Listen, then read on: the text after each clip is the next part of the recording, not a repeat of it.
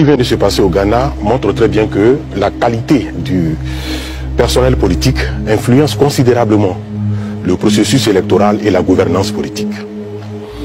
Le 24 février 1966, le général John Arthur Akran renverse le panafricaniste Kwame Nkrumah. Pendant 10 ans, le Ghana va connaître 6 gouvernements. Le 31 décembre 1981, Jim Rawlings, un capitaine d'aviation, fait un coup d'état sanglant.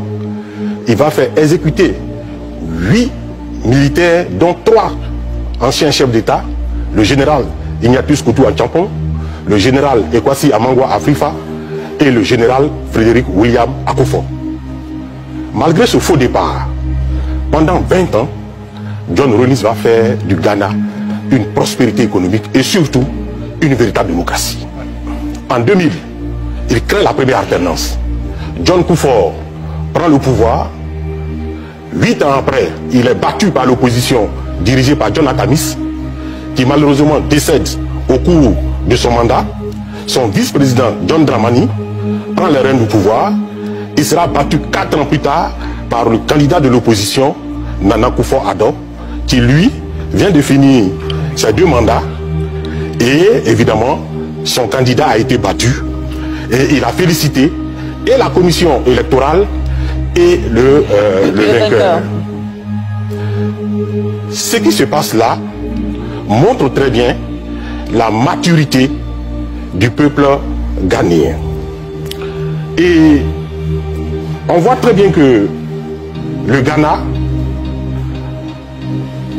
le Cap-Vert, le Libéria, le Nigeria et le Bénin, au nord, le Sénégal, le Sénégal également, okay. Au nord, la démocratie au niveau de la sous-région ouest africaine. Et je pense qu'un pays comme la Côte d'Ivoire devait suivre cet exemple. Mais pour suivre l'exemple ghanéen, il faut que le pays ait des hommes d'État. Il y a une différence fondamentale en sciences politiques entre un homme d'État et un entrepreneur politique. L'homme d'État pense à la nation, au pays, et souvent à son détriment. Mais l'entrepreneur politique n'a une seule ambition, sa personne, et il se croit très souvent indispensable. Je disais tout à l'heure que les pays n'ont pas besoin d'hommes providentiels, de candidats naturels. Les pays, les États ont besoin de démocrates, d'hommes d'État. Et l'homme d'État, c'est celui qui est humble. Quand des gens vous font croire qu'ils sont indispensables, comment voulez-vous avoir des élections transparentes? Quand des gens vous disent, sans moi, c'est terminé. Quand des gens vous disent dans les partis politiques, il n'y a pas de plan B, il n'y a qu'un seul plan A. Mais on va où? C'est ça, madame, le problème. Okay. D'abord, l'humilité. Et ensuite, de très bonnes institutions, une administration neutre. Ouais, ce qui s'est passé là.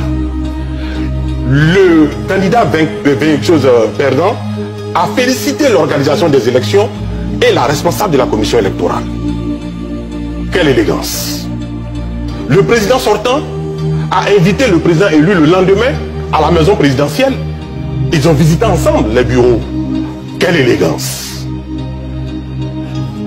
Nana Akufo-Addo a dit ceci: je ne suis pas plus intelligent qu'un Ghanéen. Je suis un simple Ghanéen. Je ne ferai pas plus de mandats. La Constitution dit 2 mandats, je fais mes 2 mandats. Tout ça, c'est l'humilité. Quand dans un État, vous n'avez pas des hommes politiques humbles, vous ne pouvez que recevoir ce que vous avez. Malheureusement, en Côte d'Ivoire, on a eu un homme d'État qui s'appelle Félix Houphouët-Boigny. Il est mort le 7 décembre 1993. Après lui, on a eu malheureusement que des entrepreneurs politiques.